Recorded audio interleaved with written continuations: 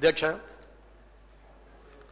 ఈరోజు సభలో గౌరవ శాసనసభ్యుడు రాకేష్ రెడ్డి గారు ఎత్తిన అంశం మీద 119 నియోజకవర్గాల్లో ఉన్నటువంటి శాసనసభ్యుల ప్రాతినిధ్యం ఏంటనేది ఒక ప్రశ్నగానే ఉంది.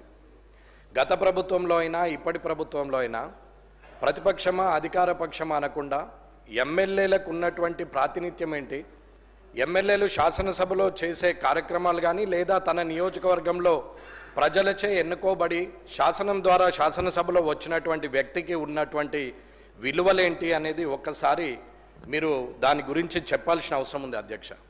అలాగే ఇన్ఛార్జ్ మినిస్టర్గా ఉన్న ఇన్ఛార్జ్ మినిస్టర్లు వారి పాత్ర ఎంతవరకు ఉంది, వారు ఆ జిల్లా మీద ఆధిపత్యం ఎంతవరకు ఉంటుంది, ఆ నియోజకవర్గాల్లో ప్రతిపక్ష పార్టీ ఎమ్మెల్యేలు ఉన్న దగ్గర వారి నియంత్రణ ఎలా కొనసాగుతుంది అనేది కూడా చూడాల్సిన అవసరం ఉంది.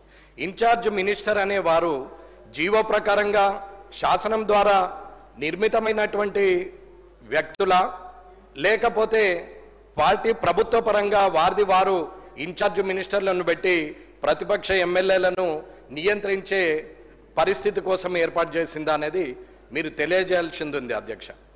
ఇక్కడ ఎవరైతే ప్రజలచే ఎన్నుకోబడిన వారు ఉన్నారో వారిని వదిలేసి ఇన్ఛార్జ్ మినిస్టర్ల ద్వారా ఓడిపోయిన వారు పారిపోయిన వారు కాన్స్టిట్యున్సీని వదిలేసి వేరే దగ్గరికి పోయి పోటీ చేసినటువంటి వ్యక్తులను వారి ద్వారా అక్కడ శాంక్షన్లు ఇవ్వడం అనేది ఎంతవరకు సబబ్ అనేది ఇన్ఛార్జ్ మినిస్టర్లు అందరూ కూడా ఆలోచించాల్సిన అవసరం ఉంది.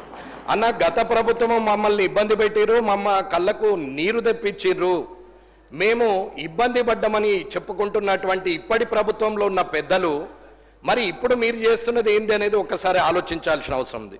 అన్న, మేమేమి కిరీటం పెట్టుకోలేదు, నా మటుకు నేనైతే అనుకుంటున్నాను ఎమ్మెల్యేగా 5 ఏళ్ళు ఉంటుండొచ్చు, ప్రజలు మెచ్చితే తిరిగి ఎన్నుకోబడుతుండొచ్చు, వారు నిరాకరిస్తే ఓడిపోతుండొచ్చు. కానీ ఎమ్మెల్యే అనే పదవికి మీరు గౌరవం ఇయ్యనంత వరకు మీరు తిట్టుకున్నట్టే, మీరు కూడా ఒక శాసనసభ్యులుగా ఉన్నారు కాబట్టి మీరు కూడా మీరు తిట్టుకున్నట్టే తప్ప నన్ను అవమానించినట్టు నేనైతే భావిస్తలేను. ఇక్కడ వెంకటరమణారెడ్డి కామారెడ్డి శాసనసభ్యుడు అనే బదులు కామారెడ్డి శాసనసభ్యుడు వెంకటరమణారెడ్డిగానే గుర్తింపు ఉంటుంది తప్ప శాసనసభ్యుడిగా ఎప్పుడు ఉంటారు కానీ పేర్లు మారుతూ ఉంటాయి, ఎవరో ఒకరు శాసనసభ్యులు అవుతారు.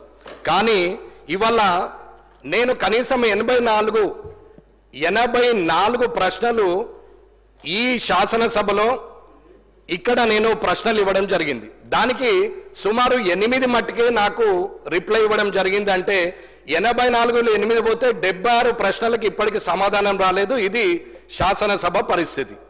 ఇది ఎమ్మెల్యేగా నేను ఇచ్చినాను కాబట్టి నాకున్నటువంటి మర్యాదను ఏ రకంగా నేను స్వీకరించాలో మీరే తెలియజేయాల.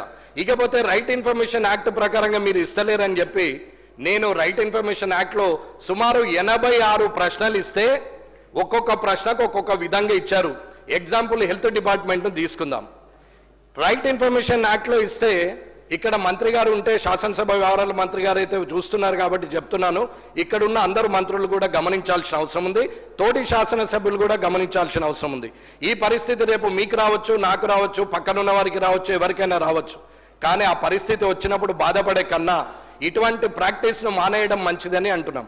ఆర్టీఐ కింద ఇచ్చినటువంటి హెల్త్ డిపార్ట్మెంట్కి ఇస్తే హెల్త్ డిపార్ట్మెంట్ వాళ్ళు పిఐఓ ఎవరైతే పబ్లిక్ ఇన్ఫర్మేషన్ ఆఫీసర్ ఉంటాడో, ఓహో ఇటువంటి చాలా చూసినాం, ఇది అయ్యేదా పోయేదా అని మాట్లాడినటువంటి హెల్త్ డిపార్ట్మెంటు ఎడ్యుకేషన్ డిపార్ట్మెంట్ ఉన్న ముఖ్యమైన డిపార్ట్మెంట్లు ఇవాళ మాట్లాడుతున్నటువంటి మాటలు, ఇది స్వయంగా నా లెటర్ అక్కడ ఇస్తుంటే మాట్లాడినటువంటి మాటలు నేను పేర్లు ఉద్యోగస్తుడు డిసిగ్నేషన్తో సహా చెప్పగలుగుతానని చెప్తున్నాం. ఇది మంచి పద్ధతి కాదు అధికారులకు అని చెప్తున్నాం. ఎడ్యుకేషన్ డిపార్ట్మెంట్ని అడిగితే 86 క్వశ్చన్స్ ఇచ్చినటువంటి అన్ని డిపార్ట్మెంట్లు ఏదో ఒక రకమైన సమాధానము 6J ప్రకారంగా ఇస్తే 6(1) ప్రకారంగా ఇస్తే 2J ప్రకారంగా లేదని చెప్పి ఇప్పటి వరకు ఎడ్యుకేషన్ డిపార్ట్మెంటు ఇప్పటివరకు ఇవ్వలేదు. ఇది ఎమ్మెల్యేకు ప్రభుత్వం ద్వారా వస్తున్నటువంటి అధికారులు ఇస్తున్నటువంటి మర్యాద అని చెప్తున్నాం. ఇన్ఛార్జ్ మినిస్టర్లు ఇవల్ల అక్కడ ఓడిపోయిన వారి ద్వారా అక్కడ పార్టీ పరంగా మీరు ప్రొసీడింగ్లు ఇస్తా ఉంటే, మీ వాళ్ళు పోయి అక్కడ కొబ్బరికాయలు కొడతా ఉంటే ఇక్కడ ఉన్నటువంటి గెలిచిన ఎమ్మెల్యేలు ఏం చేయాలనేది ప్రజలు గమనిస్తారు. కాబట్టి ఈ శాసనసభ ద్వారా చెప్తున్నాం. అన్న మేమేమి పోలీస్ ప్రోటోకాల్ కావాలని అడగట్లేదు, మేము పోగానే అధికారులు మాకు ఎదురు రావాలని అడగట్లేదు. భయం అన్న, ఇది నిజం. 0 అవర్లో మాట్లాడకపోతే నేను మాట్లాడేది ఒక్కటే అన్న అధ్యక్ష, ఒకటే మాట నేను మాట్లాడేది నిజం. నేను మాట్లాడాలనుకుంటే ఈ శాసనసభలో ఇప్పటి వరకు ఇది 4సారి నడుస్తున్నటువంటి ఈ సమయంలో నేను ఏ రోజు మితిమీరి మాట్లాడలేదు, ముందుకొచ్చి మాట్లాడలేదు, అరిచి గోలబెట్టి మైక్ తీసుకోలేదు, బెదిరిస్తే అడ్జస్ట్ అయిపోయి మీరు మళ్ళీ నాకు అవకాశం ఇచ్చే అవకాశాన్ని నేను తీసుకోలేదు, నేను ఎక్కడా బెదిరించలేదు. నాకు అవకాశం ఇస్తేనే మాట్లాడుతున్నా, నేను హుందాగానే ఉంటున్నా, నిజాన్నే మాట్లాడుతున్నా. మీరు మంచి చేస్తే మంచి అని చెప్పినాము. ఆరోగ్యశ్రీ పథకం 10 లక్షలకు రేవంత్ రెడ్డి గారు ముఖ్యమంత్రి గారు పెంచితే నేనే ఆ కార్యక్రమానికి పోయి ఆయన్ని పొగిడినా తప్ప నేను ఆయనను తిట్టలేదు. ఇవాళ డైట్ ఛార్జెస్ పెంచితే నేనే హాస్టళ్లకు పోయి ప్రభుత్వాన్ని పొగిడినాం తప్ప ఎక్కడ తిట్టలేదు. పార్టీ పరంగా ఎన్నడూ మాట్లాడలేదు. ఎప్పుడు కూడా మంచిని మంచన్నం, చెడును చెడని చెప్పినాం. ప్రతిపక్షం అధికార పక్షం అనేది అది సమయ అనుకూలంగా మారచ్చు, మారకపోవచ్చు. కానీ ఇవల్ల మీరు చేస్తున్న ప్రాక్టీస్ మంచిది కాదు అని చెప్తున్నాం. ఒక ఎమ్మెల్యేగా ఆర్టీఐకి రాదు. ఒక ఎమ్మెల్యేకి ఆర్టీఐ ఇన్ఫర్మేషన్ సరిగా లేనప్పుడు ప్రభుత్వం ఏం పని చేస్తుంది? ఇక్కడ ఉన్నటువంటి శాసనసభలో ఇవాళ ఎమ్మెల్యేగా అడిగిన 84 క్వశ్చన్లకు 8 మాత్రం వచ్చింది. 15 నెలల కాలమైంది. నేను ఇచ్చినటువంటి ప్రతి ప్రశ్న నా దగ్గర ఫైల్తో సహా ఉంది. ఏ రోజు ఎప్పుడు ఇచ్చినామనేది. ఏదో ప్రజలకు సమాచారం ఇవ్వడానికి ప్రయత్నిస్తున్నాం తప్ప పర్సనల్ ఎజెండాగా ఎక్కడ మాట్లాడలేదు. టీజీఐఐసిది మాట్లాడిన రోజు, ఆ రోజు కూడా ఆ ప్రశ్నకు సమాధానము ఇండస్ట్రీస్ మినిస్టర్ గారు మాట్లాడుతూ మేము కాన్స్టిట్యూషన్ చేస్తున్నాము అని చెప్పారు. ఇప్పటి వరకు దాని సమాధానం కూడా రాలేదు. ఒకటే అడుగుతున్నామన్నా, నాలాగానే ఉండి గౌరవంగా ఉండాలా, శాసనసభలో ఉందాగా ఉండాలని కోరుకొని వచ్చినటువంటి వ్యక్తిగా మాట్లాడలేకనో, చేతగాకనో, అసందర్భ ప్రేలాపనలు పేయరాకనో, నాకేం అన్పార్లమెంటరీ వార్డు రాకనో, నేను మాట్లాడలేక చేతగాకనో కాదు. రాజకీయాల్లో హుందాగా శాసనసభకు గౌరవం పెరగాలి, మీకు గౌరవంగా ఉండాలి, అధికారులకు గౌరవం ఉండాలని ఓపిక పడుతుంటే 15 నెలలుగా మీరు ఇలాగే చేస్తూ ఉంటే రానున్న కాలంలో మరి నా పద్ధతి మార్చుకోవాల్సిన అవసరం వస్తుందా అనేది ఒక ఆలోచన ఉంది. కాబట్టి దయచేసి తొందరగా అన్ని డిపార్ట్మెంట్ల నుంచి రైట్ ఇన్ఫర్మేషన్ యాక్ట్లో రావాలా. అవి ఏవి కూడా ప్రశ్నలకు సమాధానం చెప్పలేని స్థితిలో ప్రభుత్వము శాసనసభ ఉంది అంటే అది మీకే సిగ్గుచేటు, నాకు సభ్యుడిగా కూడా నాకు కూడా సిగ్గుచేటనే మాట్లాడుతున్నాను. కాబట్టి ఇవాళ ప్రభుత్వం నిజంగా ధైర్యంగా ఉండి చేస్తున్నది నిజమే అయినప్పుడు అడిగిన ప్రశ్నకు సమాధానం ఇవ్వాల్సిన అవసరము అధికారులకు ఉన్నది, అలాగే ప్రభుత్వానికి ఉన్నది అని చెప్తున్నాను నేను.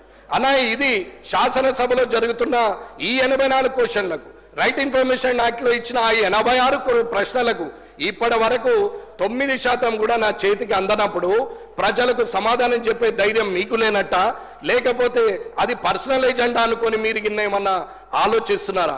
నేను నిజాయితీగా ఉండే వ్యక్తిని. మీరు పోయి కామారెడ్డి నియోజకవర్గంలో ఎవరిని అడిగినా నా గురించి అందరూ చెప్తారు. ఆఖరికి కాంగ్రెస్ పార్టీ వాళ్ళు, బీఆర్ఎస్ పార్టీ వాళ్ళు కూడా నా గురించి మంచి చెప్తారు తప్ప చెడు మాత్రం చెప్పరు. ఇది నాకున్నటువంటి క్యారెక్టర్ అని చెప్తున్నాం. కాబట్టి ఈ మర్యాద మీరు ఎలా తీస్తారు, మీరు ఎలా ఇవ్వగలుగుతారో అధ్యక్షుల ద్వారా నేను ప్రభుత్వాన్ని కోరుతున్నాం. ప్రొటెక్షన్ గురించి అడగట్లేదు, పోలీస్ ప్రోటోకాల్ అడగట్లేదు. కానీ పనుల విషయంలో అక్కడున్నటువంటి ప్రజల చేత ఎన్నుకోబడిన వ్యక్తి ఇచ్చినటువంటి ఏవైతే పనులు ఉంటాయో అవి శాంక్షన్ ఇన్ఛార్జ్ మినిస్టర్ గారు చేయాలి. కానీ అసలే మొత్తానికే పక్కన పెట్టి మేమేదో చేస్తామంటే రానున్న కాలంలో ఊరుకునేది లేదు. నేనైతే ఇది హెచ్చరికగా మాట్లాడట్లేదు, ప్రభుత్వాన్ని రిక్వెస్ట్ చేసి మాట్లాడుతున్నాము. మీరు తప్పు నిర్ణయం తీసుకుంటే మేము మాట్లాడాల్సిన పరిస్థితి కూడా వస్తుందని తెలియజేసుకుంటూ ముగిస్తున్నాం. గౌరవ సభ్యులు చెప్పిన అంశాలన్నీ నోటు చేసుకోవడం జరిగింది అధ్యక్ష, తప్పకుండా పరిశీలన చేస్తాం. కసిరెడ్డి నారాయణ రెడ్డి గారు.